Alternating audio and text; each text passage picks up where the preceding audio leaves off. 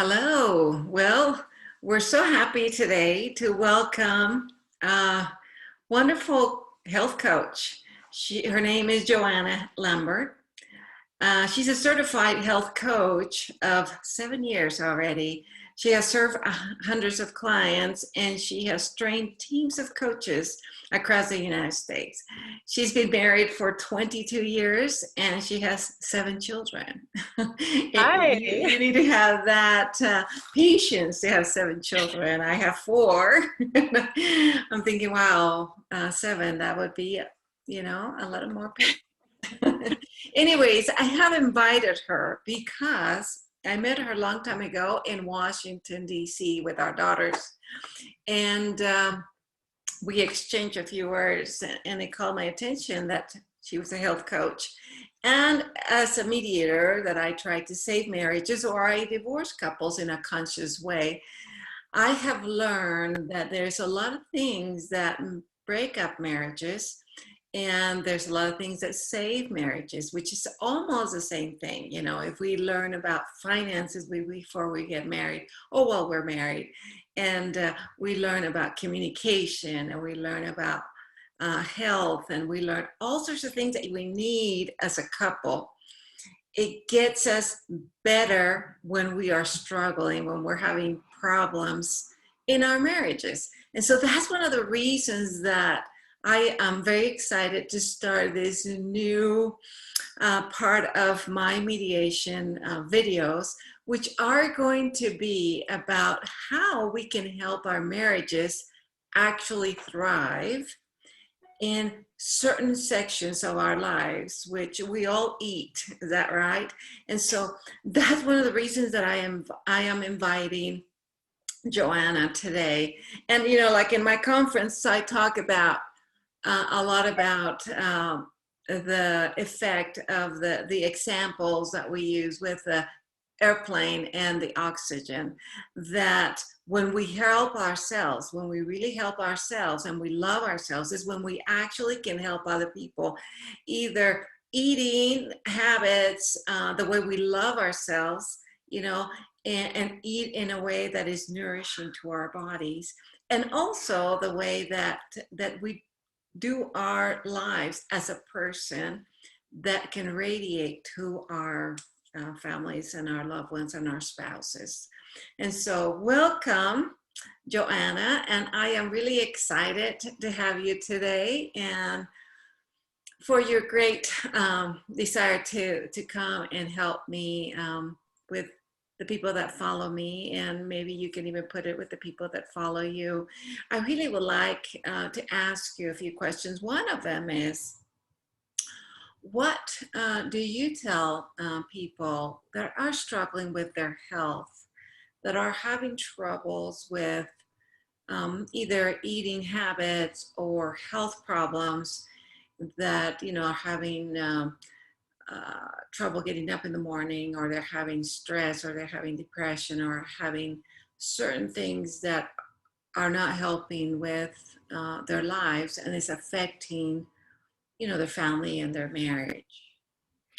I love that question because what we do with our bodies, what we do with our nutrition and our hydration and our sleep has a direct effect upon our relationships and our emotional health. Those things cannot be separated. They're all unified. And so what you'll find as you're taking care of the things that need to be taken care of with nutrition and hydration and sleep and exercise is it has a beautiful halo effect on the other aspects of your health, your emotional health, your mindfulness, your relational health with your spouse.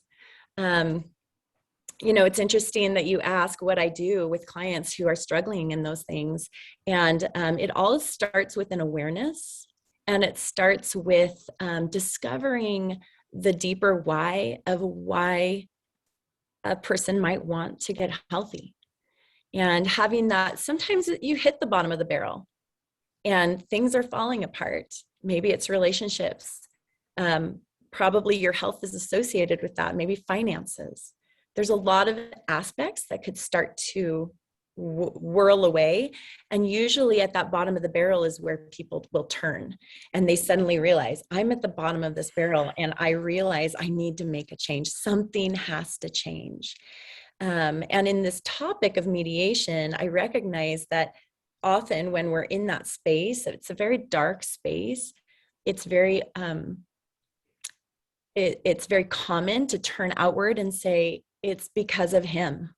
He doesn't allow me to get healthy, or it's because of this, or it's because of this. And I usually work with my clients to start with, what matters most to you? What matters most? Why is it so important for you to heal this marriage, or to heal yourself, or to get healthy? Because most times it's not the surface reasons. It's not, I want to look cute in a bikini. That might be part of it, but it's usually a lot deeper. And what I find for many people, and maybe this is true for you as well, is it goes deep into your own self-efficacy and your own self-confidence. And when you have that turnaround and that deep change where you desire something better than what is currently occurring in your life, what I guide people to do is look towards their habits, because we are a result.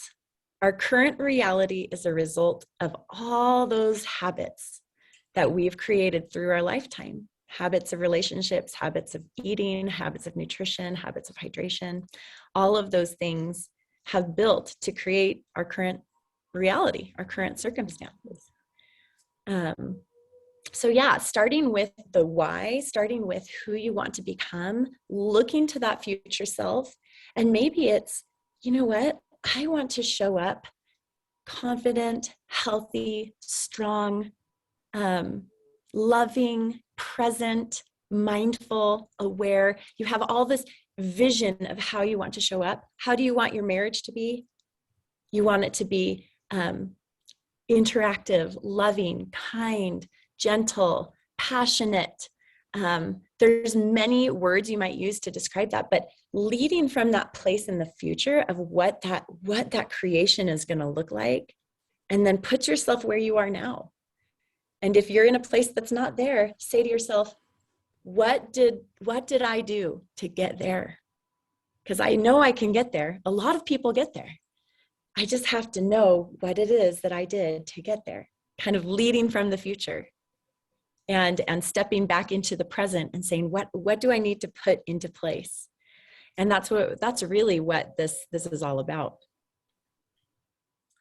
I like that. So in a way, you teach them to visualize themselves, is what you're saying, how they want to be.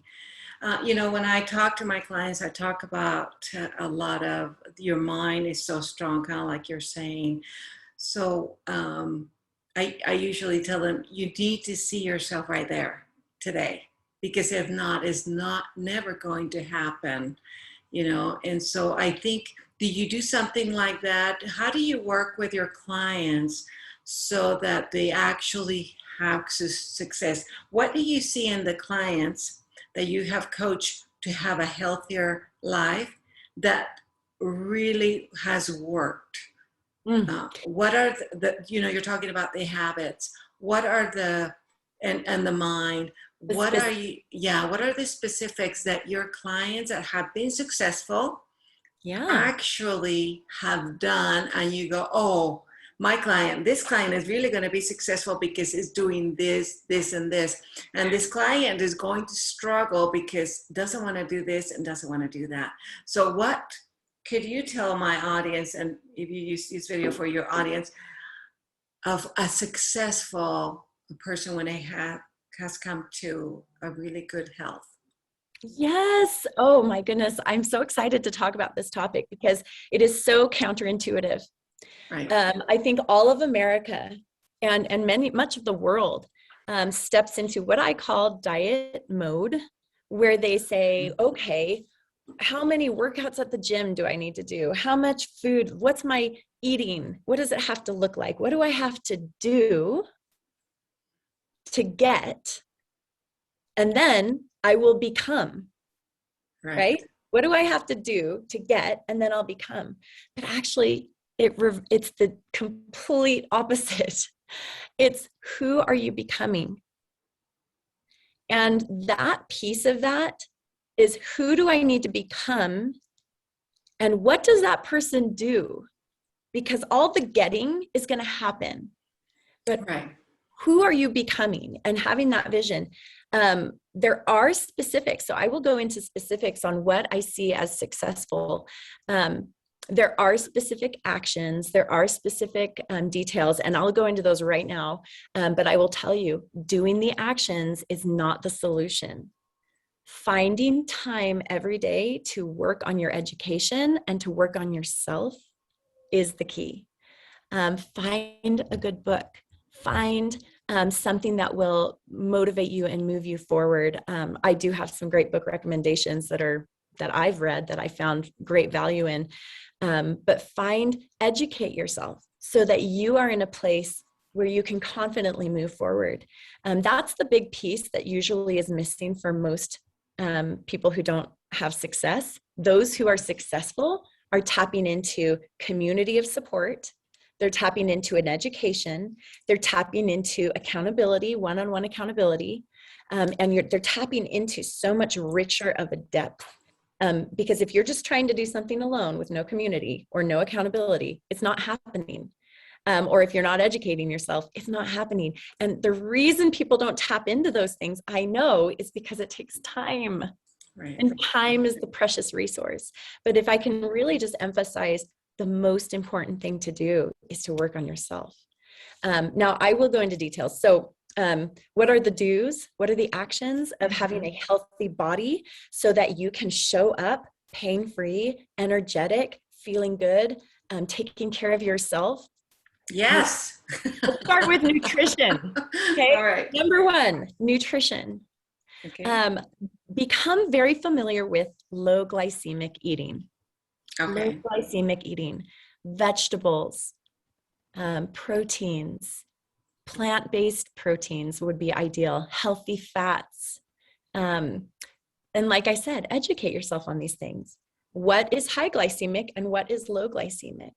And a glycemic index, you can actually go look online and search for glycemic indexes, and you can look at foods and say to yourself, okay, I want to try to eat mostly low glycemic.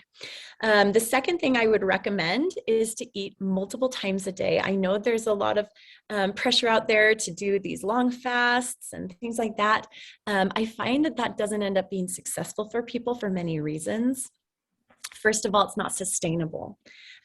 People can do these fasting experiences for short snippets of a time, maybe a week or 2 weeks, but there's always a reason to eat outside of that window, whether it be family or gatherings or a social event or colleagues going to lunch or whatever the case may be. And so if you have a pattern of eating maybe 5 or 6 small low glycemic meals throughout the day, you never have to put yourself at odds with a crowd. Like if you go to lunch with your colleagues, you never have to sit there in silence drinking your water. You never want to feel that way, but you can get a salad and get some fresh chicken on it or get some tofu. You have options. So nutrition is really important, providing your body with minerals, vitamins, and supplementation, I will say, is a thing. Our food since 1970 to now is 80% depleted in our minerals and our vitamins. And so finding a good supplement program, a multivitamin of some sort. I'm a big fan of functional medicine and finding a good functional medicine doctor who can check your blood work, and maybe you can supplement based on your personal needs. Hydration. Lots of good information about hydration. I have an excellent book I could recommend if you want to really educate yourself on hydration. It's called Your Body's Many Cries for Water. Your Body's Many Cries for Water. For Water by Dr. Batman Galij. An excellent book to really understand the value of water. I have 7 children and I'm always encouraging them to drink water. And when you wake up in the morning, the first thing to your lips should be a glass of water. Your body's so dehydrated in the morning, you need a good amount. So hydration is very important. How much water? 64 ounces is the basic minimum. But normally what I have my clients do is I have them weigh themselves, and they need half their body weight in ounces. So if somebody weighs 160 pounds, 80 ounces a day is their body's requirement. Up to a gallon or a little more than a gallon. You may have someone who's very, like if you are very, very large, maybe you're 300 pounds, 150 ounces is a lot to take in. And so I just usually cap it at a gallon. I say, get that gallon in. But for a smaller person, a smaller amount would be necessary. Okay. As for sleep, everybody's a little different. We have a different circadian rhythm. So some people stay up a little later, but then need the sleep to sleep in a little bit later. And some things to keep in mind with sleep. Turn off those screens about an hour before your bedtime, including your phone. That is, I think, probably the biggest problem with most everybody's sleep. When I work with a client, typically they have their phone up and then they click it off, put it next to their bed and try to go to sleep. And it's just not going to work. Having that phone turned off an hour before and sleep with it in a different room or far from you, not right next to your head where it's a temptation in the night, you roll over and flip open your screen. That's never been my practice, but I'm surprised sometimes I see people do that. Exercise. Okay, I think we all know the benefits of exercise. Exercise is not there to lose weight. That's not the purpose of it. It's a stress reducer if you do the proper amount. Over-exercising will actually increase your stress. What do you recommend for the right time or the best time to exercise? Not too much, but get the good results. I think about 45 minutes to an hour a day is just perfect. It depends on your goals. If you're an athlete and you have some very intense goals, you may need to do more, obviously, and you have a trainer and you're going to follow what the trainer says. But if you're just your usual person, like I would say a typical mom or a dad who works, getting in a good 45-minute hour where you're sweating, a good mix of cardio, weightlifting, and a full body workout is just a really good way to start your day. I love to start it that way. Highly recommend eating food before. I know many people don't like to eat before they exercise, but if you can fit in just a small meal, like something little, maybe it's a small bowl of oats or could it be just a fruit? I mean, I've noticed this myself and my daughter. She plays tennis, but if I feed her before, she just can't handle it. She will throw up. I feel the same thing with me. So it could be a difference between the people. I mean, I can handle like a carrot or some carrots or maybe some fruit, but I maybe a shake, like a very small amount of a shake, just something you can blend it in your blender with a little fruit, a little spinach, a little yogurt. Even if it's just 1 or 2 bites or 1 or 2 sips, nothing much, but just a little something before you get started. Yeah. And a lot of water, hydration. Okay. These are great questions.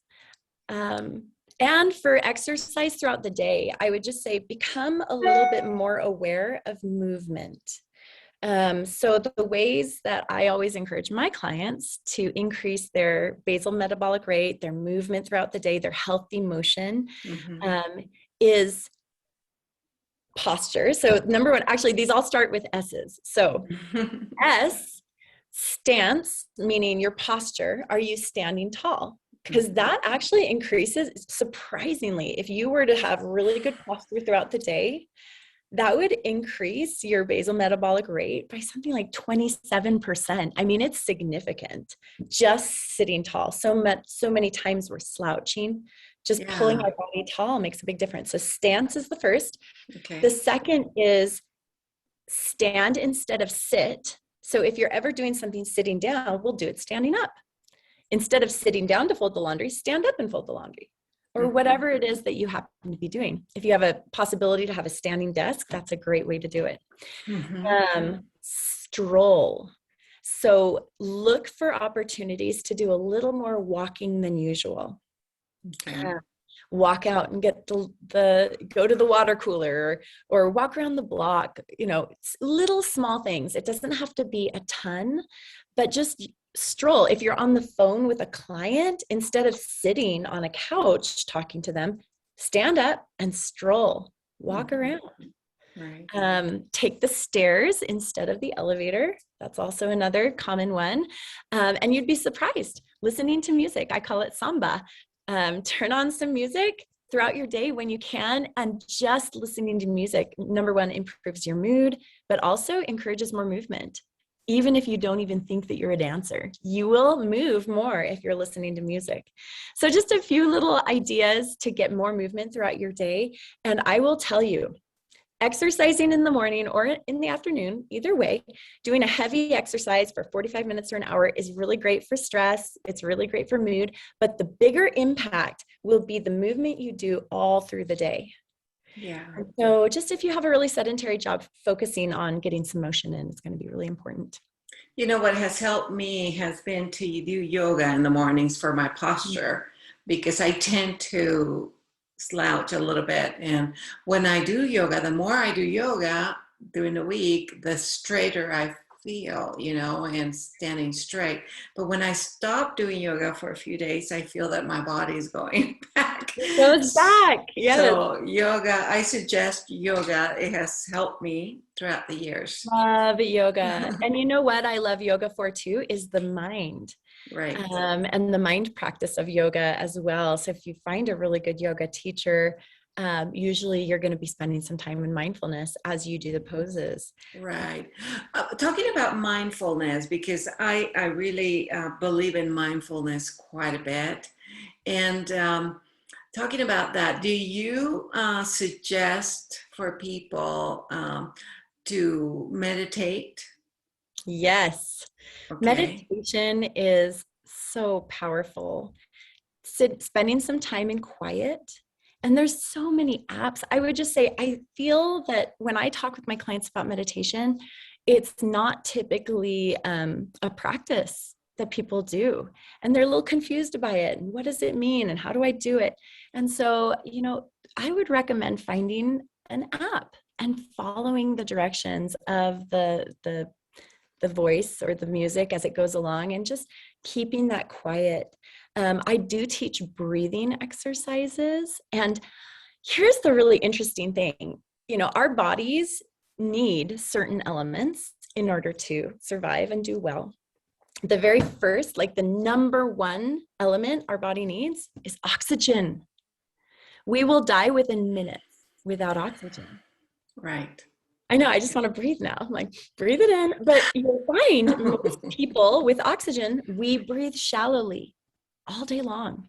Yes, we don't even think about our breathing. But let's just take a minute right here and do a nice deep breath. All the way down. And you fill up all your lungs and just feel that kind of oxygen swirling around. That deep breathing needs to be done multiple times a day. And my guess is most people aren't doing it even once. Right. The second most important element in our bodies that we need it. We will die within days without it, is water. And that's another one. A lot of people are drinking sodas and juices and coffee and tea, but never just pure water. Mm-hmm. And like I just talked about hydration, we need a lot of it. And so it's amazing how we get by with all the shallow breathing and all the soda pops and not enough water. And our bodies, we're just depriving our bodies, and we're in a state of disease, which is a state of dis-ease, right, where we're uncomfortable with ourselves. And then the third element that we need in plentiful amounts, not too plentiful, is salt. But that's the third most necessary element in our body, is salt. Not too much, but not too much, because but have the awareness that maybe if you have a headache or something's coming on, you might have a little bit of salt depletion. And you're right. I think when you mention that, it's true, because a lot of people that are taking care of, if they have heart problems, or they reduce a lot of salt, and then they're having headaches and they're having other problems, migraines, because they're not taking at least a little bit of salt that is needed for the body. For the body. And so what I suggest my clients do if they are experiencing a headache and they know they're getting enough water is I say, get a little pickle juice. Just drink a little pickle juice and see if after 15 or 20 minutes you feel a little bit better, but it might just be the salt depletion. And then the fourth one is magnesium, and the fifth is potassium. So magnesium is also chronically low. Many people are very low in magnesium. Again, this is not to replace a doctor, so check with your doctor on your own levels, but just verifying that you're getting what you need, that your body is because when our bodies get what they need, guess what? Our mind gets what it needs. And one really interesting fact that I learned recently, about 2 years ago, actually, is that your microbiome, your gut, all your microbiome goes from your mouth all the way down to the other end. Mm-hmm. And that microbiome actually communicates with your brain. And it's not that your brain communicates with your gut, it's actually reversed. Your gut communicates with your brain. And in fact, your gut has as many neurological connections as your brain does. It's amazing. So you've got a lot going on down there in your bowels, in your stomach, and in your gut. One of the biggest destroyers of the gut is sugar. Right. Yes. Yeah. So, if you want to have clear thinking, clean your gut. Yeah. I never thought of it that way, but it is so true when I'm eating right and I have a clear mind, and I can actually focus so much better that if I don't, I have that fog and I feel tired, and sugar makes me feel energetic for about 3 minutes and then super tired. Yes, so, yes. Personally, I don't consume any sugar. I just have fruits that will, bring the natural sugars, but I don't consume sugar because I know for me, it makes it really bad. My brain doesn't function. So I never thought about it that way, but you're right. From your gut, you bring a clear mind and your mind works better. Yeah. I never thought of it that way. The other thing that as you were speaking and sharing that you noticed a change in your thinking, I'm curious if the audience here has noticed a change in your behavior in your relationships when you're eating sugar or junk, and you notice that shift and clean eating. I know my husband, I'm a very clean eater, but I'm not perfect. And there's times, celebrations or a wedding or something, that I just throw caution to the wind and I'll just eat whatever. And my husband always knows it because I'm a little edgy. I'm a little frustrated with situations. My patience is shorter. And he'll say, have you been eating? Did you go off your healthy path? And I'm like, yeah, I did. And you can tell because I'm so edgy. And that is that's the main reason that I wanted to talk to you today. And that's why you're my first that I interview, because I believe that health is one of the most important things for our happiness, for our success in this life, because it is true. I have the same thing. I am a clean eater. And when I eat sugars or lactose or flours, refined items and any processed food, I feel very edgy. I have less patience. I am more tired. And my husband actually can tell that. And something that I have found that I talk to with a lot of people that are my age that are going through menopause is that when I have a clean eating life and I take out my meats, for example, right now I don't eat any meats. I only eat fish and vegetables. And I try not to have the flour and sugar and meat and lactose. It's been very interesting because I don't get hot flushes when I do that. But if I consume it, immediately the hot flushes come back. Have you heard that with your clients? Yes. It is so amazing how our food can actually makes us more moody. And I mean, menopausal women, we tend to be very moody, very Right. moody. Yeah. But I noticed that all the moodiness has reduced by a big percentage when Yes. I am eating and when I took all of these things that usually have hormones, or the sugar, has made me a little bit more edgy. So I feel that I get less, hot flashes. I am not as emotional, and I am because I'm going through menopause, but I am not as much Right. emotional, and I feel better. I feel thinner, less Mm-hmm. less bloated, Bloated. Yeah. and Well, so there's yeah, a it's reason for that. It's because your body is actually functioning the way it should function. right, Most of Americans, most of us, I think, and maybe around the world in many places, are in what I call fat storage mode. We're storing fat at all times because we're eating these flour and sugar and, right, these heavy fats. And our body is just in storage mode. And actually, that's not how the human body is meant to function. right, And so when we shift to this cleaner style of eating and focusing on the vegetables and the nutrition, what we see is our body works. It actually uses the fat in like the fat stores that we have, and it utilizes those. It shifts us and it allows our hormones to come back into check, come back into balance.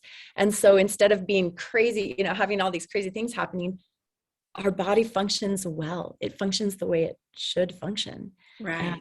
um, and the pain is gone. I don't know if you have any pain associated, but most people have pain associated with eating processed foods. Yes, I Physical. do. I do have pain. Yes, I have physical pain, and so with not having the physical pain, by avoiding sugars and flours and lactose and meats, Yeah. for me, it's just my personal experience. I don't have any pain. I usually would have pain right here Yeah. and my lower back, and even now with my menopause, with my joints and my knees and my hips. And Oh. so it's very interesting when I don't eat all of that. Personally, I have enjoyed of no pain. Yeah. And the And inflammation yes, systemically just it's reduces. right. And it is because of the inflammation. That's what Mhm. I have been learning. You don't have inflammation, you don't have pain. Exactly. It's amazing. And then another aspect of that inflammation healing is sleep.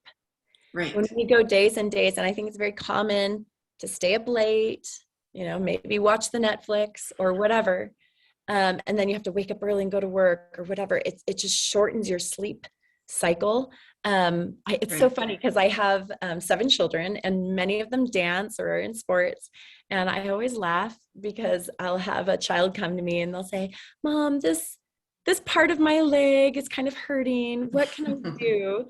And I say, well, tell me about your sleep. Have you slept? Have you been going to bed when I ask you to go to bed? Teenager. Or I'll ask them about their hydration. How much water are you getting? That's a very powerful anti-inflammatory agent is hydration. And then I'll ask them about sugars and processed foods. And they're like, we knew you would talk about that. I'm like, well, that's where we have to start. So Yeah, yeah. It's interesting when you say that because I say that to my teenager. She's 14 and she always rolls her eyes when I said, well, did you sleep? How many hours did you sleep last night? Or you have a lack of sleep. That's why you have pain. She plays tennis.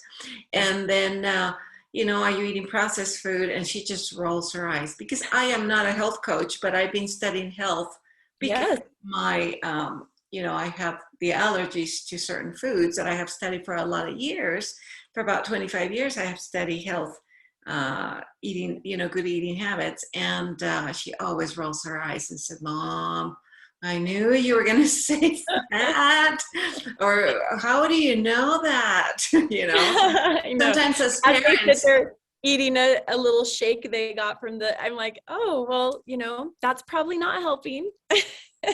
yeah, they don't want to hear that, especially when they're teenagers. But Hopefully they'll do it when they get Yeah. older. Well, even as adults, I think it's very common for people not to want to hear those things, because the truth is all of these things matter. Right. And they, Yeah. and probably there's a space to grow in each one of these things. And you want to be told, I think most of us want to have a magic pill to solve. Yeah. Like, is there some magic pill I can just suddenly be healthy? Yes, yes. And Be able to eat all the cakes and all the ice cream I want and all the bread I want and all the cheese I want. It just, if I can just have a pill to cure it. And it is not out there, nothing out there, because it's actually not the greatest thing for your body. yeah, yeah. Well, and it's all built on strands. I love the analogy. Have you ever been to San Francisco and you've seen that? Well, they have a new Bay Bridge now, but there's an old Bay Bridge. And I remember going as a child because I grew up there. And we would see the bridge, we'd walk a little ways out, and then they had this, they had one of the cables, it was a display. And they had one of the cables, and the cables are huge. They're bigger than I could put my arms around. The cables of the bridge are just immense. But every cable is made up of a little bundle of cables. And every bundle of cables is made up of a smaller bundle of cables and a smaller bundle and a smaller bundle and a smaller bundle. And then they had the single little tiny wire of the original cable of what they used to build that huge, cable. And it's the exact same thing with our habits. Mm-hmm. We have these tiny little strands. Okay, drinking a glass of water in the morning, every morning, all the time, going and exercising every day, not just one day, not just in a like once in a while, but like literally that's who we are. I'm not the person who wants to lose weight or wants to be healthy. I am literally that person who is healthy, right? So, that little strand, and then it's the next strand, and then we bundle those habits, and we bundle them and bundle them and bundle them until they're unbreakable. But it also works in the other direction. And for many of us, we're trying to undo some of the cables that we have built.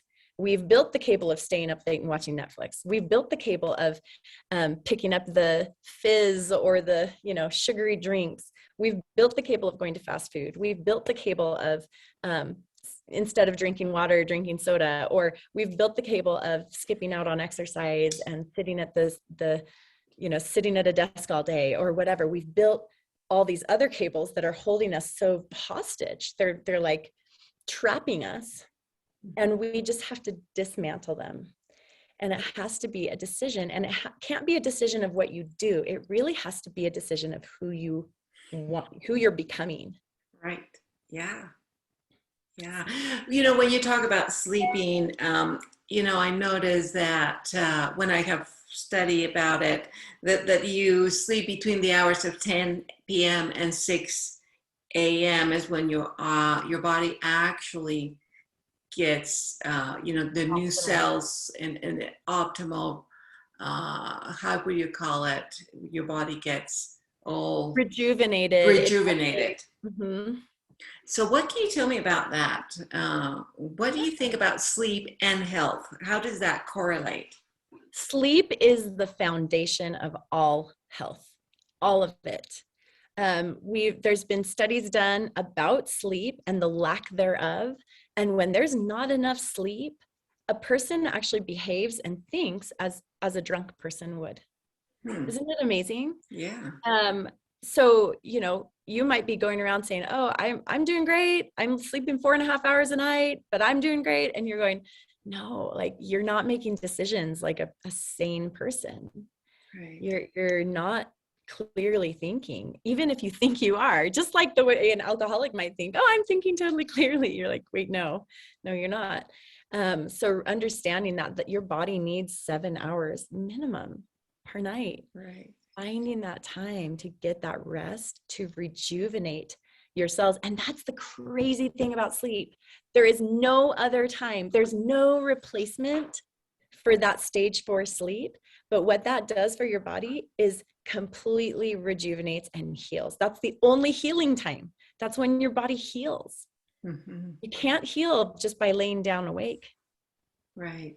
What can you tell me about the 10 to 6 that everybody, everybody mentions those hours, because Oh, I've known several. I know, for example, my daughter was in the hospital for a long time, and nurses that will, be awake all night, and then they would be asleep during the day, and they would tell me I'm they so actually, sorry. no problem. They actually will tell me that it was affecting their health and their eating habits. And what can you Oh, tell me about that? I mean, it's hard for them when they work those hours, but what do you say about those hours? so for nurses, also police officers are in the same category for people who don't sleep at a typical time or a regular time. Obviously, that's not ideal. However, we do have need for emergency personnel, and there are people who are willing to sacrifice and do what they need to do. So if you are one of those people who has to work all night long, Mm-hmm. I have a couple of recommendations for you. One is find a way to sleep during the day for the full amount of time. So maybe you get home at 7 a.m., you get to bed by 8 a.m., and then you sleep for the full 8 hours with your alarm going off. Now, one thing that is key to those people, number one, when you're sleeping, having all the blinds shut, really dark, Blackout. Uh-huh. blackout blind would be Mm-hmm. super, super important. Number two is having a little white noise machine, because everyone else in the world they're going to be up. There's going to be cars driving. There's going to be honking. There's going to be kids coming home from school. There's going to be people maybe in your house making noise. But having a white noise machine of some sort, your phone actually, there's apps with white noise, which is really, really nice. Mm-hmm. So there's options out there to really help you as you're going, through this process. And then recognizing that your body is a little bit offset and you're not getting as much daylight. So my recommendation is to find one of those light, you can find them all over the internet. They're where you can actually spend some time with some light on your face, on your skin during the night. And I know that may be hard for police officers and nurses, but you can find little windows where you can shine that light on your skin, because that will make a difference for your ability to sleep. There's also some science behind the L-theanine in green tea, that actually puts you in a place where you can sleep better, not right before bed, but in the morning. If you were to have something with L-theanine in it, then your serotonin levels go a little bit higher during the day or your awake time. And then when you go to sleep, your melatonin levels can actually respond. So there's other sources of L-theanine. You'll just have to look it up. But that's something I recently studied about. So that was kind of interesting to learn a little bit more about that, is having those serotonin levels going higher. Another tip for serotonin is exercise.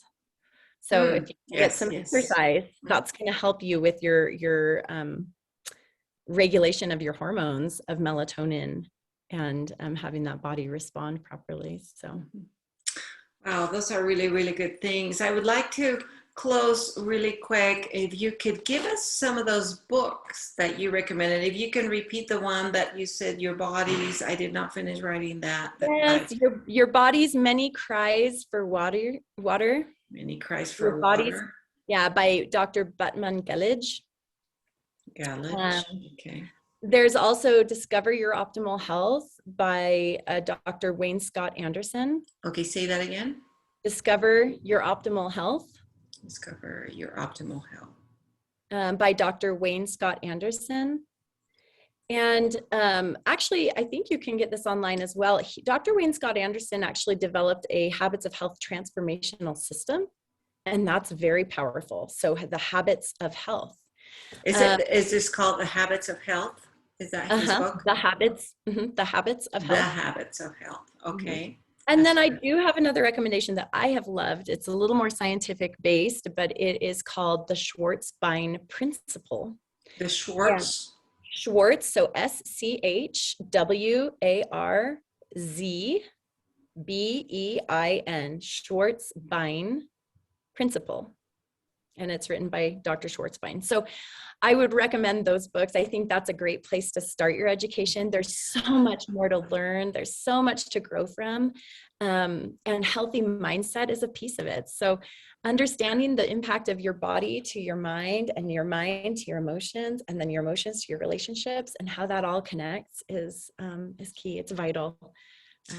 Well, thank you so much, Johanna. It's been a really enlightening to talk to you and to learn about health, and to learn about how to really work on yourself, primarily to have, in a way, like I do it, is for a better relationships with yourself and with other people. And that's one of the reasons that I wanted to talk to you, because it is so important to really look at what we're putting in our bodies, because that's the most important thing we have in our, in our lives, is our bodies. And so to know what to nourish, and also that is helping your brain. I mean, it is very important what you said today. It's a key to keep us healthy, and also to keep a good relationship in your marriage. And anyways, Well, thank you so much. It's been such a delight to be on with you, and I appreciate you trusting me and inviting me on and to participate in this conversation. And it's been so good. So thank you. Well, I'm really, really happy to have you. And, if anybody wants to contact Johanna, you can contact me, and I can give you her information, or if you want to give your number or your website right now. Yeah, absolutely. You could feel free if you're interested or want to know a little bit more, or you just like to talk about your own goals. I'm happy to fill you in and help you in any way that I can. You can text me at 801-885-0720, and just let me know how you know me, and we'll go from there. That sounds great. Thank you so much, Johanna. And we'll keep talking, and thank you for your input. I believe that my listeners will really enjoy what you had to say, and it's so simple and it's so easy to do if you just put your mind to it. Like you mentioned, it's just putting your mind to it, where you want to be, and thinking, that you are already there. That would help a lot of us. Anyways, well, thank you so much.